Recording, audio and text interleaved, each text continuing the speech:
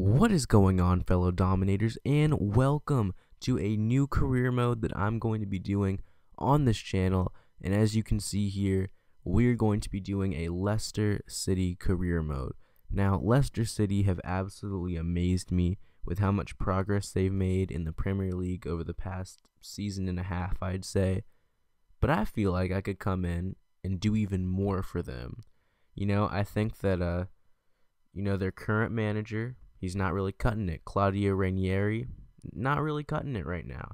So I think I need to step in and show what I can do as a manager. I'm young, I'm up and coming, I'm a little cocky, but I'm confident that I can take this club, to new heights, new levels.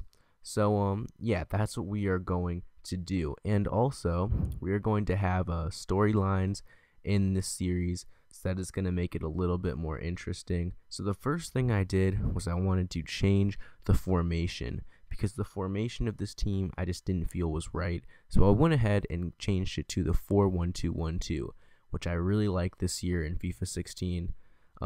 It's one of the only formations I've been able to play with, and we go ahead and start searching out some players here. Our first player was Iñaki Williams, and he's a great player in Ultimate Team.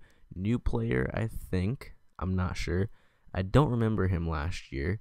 If he was, he had significantly worse stats, but he's got great stats now, and I really wanted him for this team. He's only 74 rated, but I hear he has really good potential. So we went ahead and tried to get an offer for this guy, and we went ahead and we wanted to just try and get 5 million in Kramaric. We were hoping that they'd accept that, but the next player we went for was Richedly Bazoer, and he is from the Netherlands, and he plays for Ajax right now. He has a potential of 88, and I feel like I'd really like him in my team, so I just offered a cool 5 million.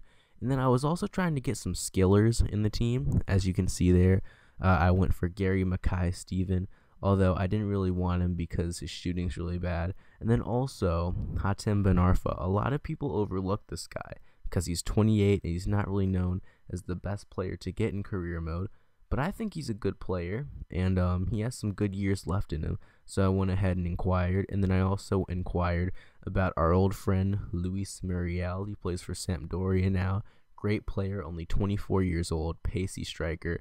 And then we also went after Intep, who has 4-star skills, 4-star weak foot, and is only 22 years old, so he's got a lot of room to grow.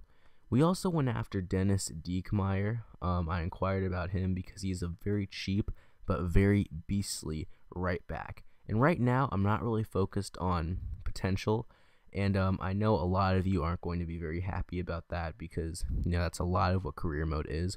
But right now, I don't really feel like we have room to do that. I don't think our team is good enough to just focus on potential.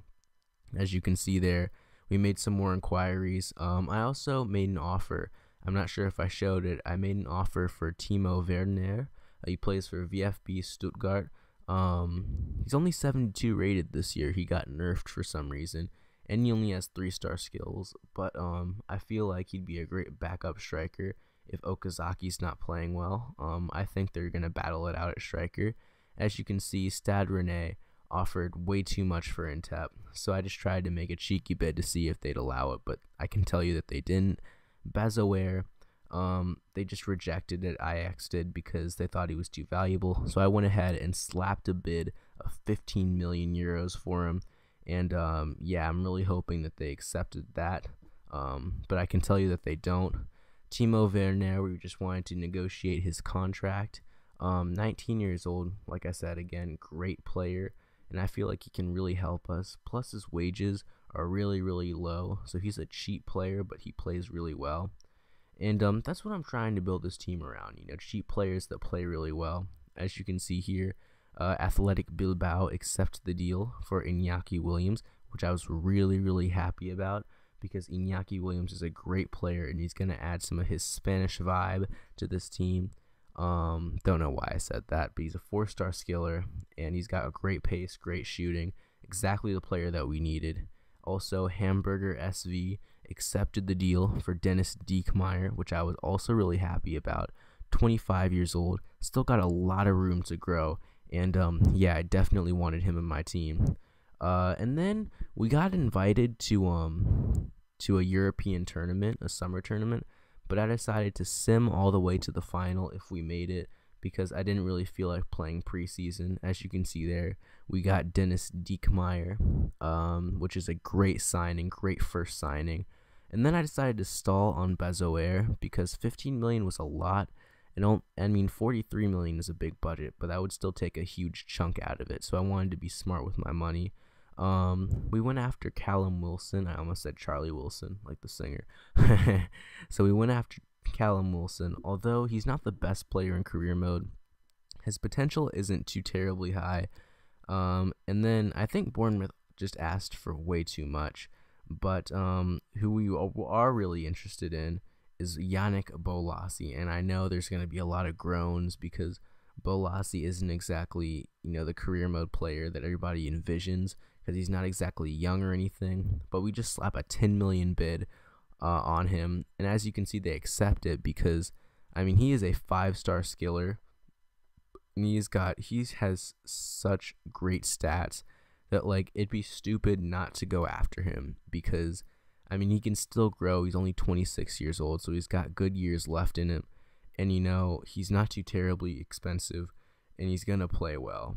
Now, here's where I made the mistake. I accidentally simmed. When I was simming the games, I didn't put my second team in. So Dennis Diekmeyer ended up getting hurt, which I was not happy about.